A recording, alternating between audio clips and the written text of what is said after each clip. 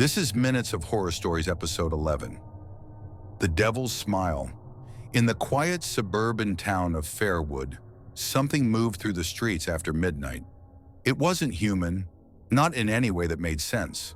Locals spoke of him, the Devil's Smile, a tall figure draped in shadows walking the streets with an unsettling pace. His smile was wide, unnaturally so, stretching across his face like a grotesque wound. His lips didn't simply curl upward, they split open, revealing teeth far too sharp for a human mouth. It started as a story, a tale passed down through generations, a warning to keep children from wandering too far after dark.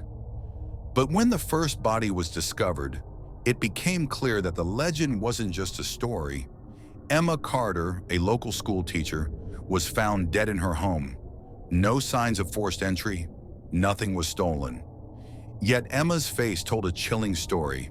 Her mouth was stretched into an unnatural grin, like someone had cruelly peeled her lips back. The terror in her wide-open eyes was the most disturbing part, alive with fear, even in death. The police dismissed it as an accident, a botched robbery. But then the second body was found, and the third.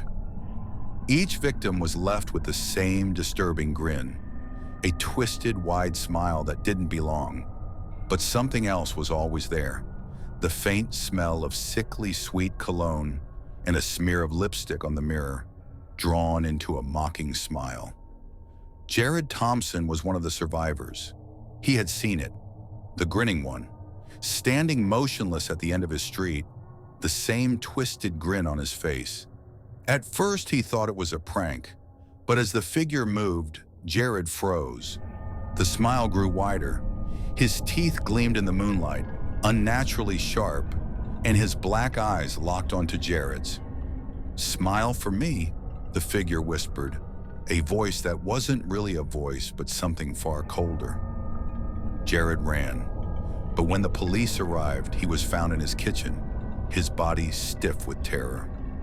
His face was a grotesque mask of the same unnerving grin. His skin had been torn, as if something had literally cut his mouth open. No one believed the grinning one was real. They thought it was a man in a mask, but the survivors knew better.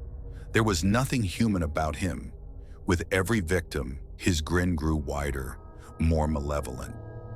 And then came Emily Foster, the town's fearless teenager. She laughed at the idea of a cursed killer. She thought she could handle anything. One night as she walked home, she saw him, the Devil's Smile, standing at the end of the street. His smile was stretched wide, his hollow eyes piercing through the night. Emily didn't freeze. She ran. She didn't look back as she sprinted through the streets, her heart pounding, until she turned into an alley, and there he was, standing, waiting. The sweet, cloying smell of his cologne filled the air, suffocating her. She tried to scream, but no sound came, only the whisper, "Smile for me." Her mouth twisted into a smile, no longer just a grin. Her lips ripped apart, the corners tearing open like a wound. Her life drained away, leaving her limp in the dark. As the grinning one vanished into the shadows, he left behind only a smear of lipstick on the alley's cracked mirror, a twisted, mocking smile. The Devil's Smile was no longer just a legend.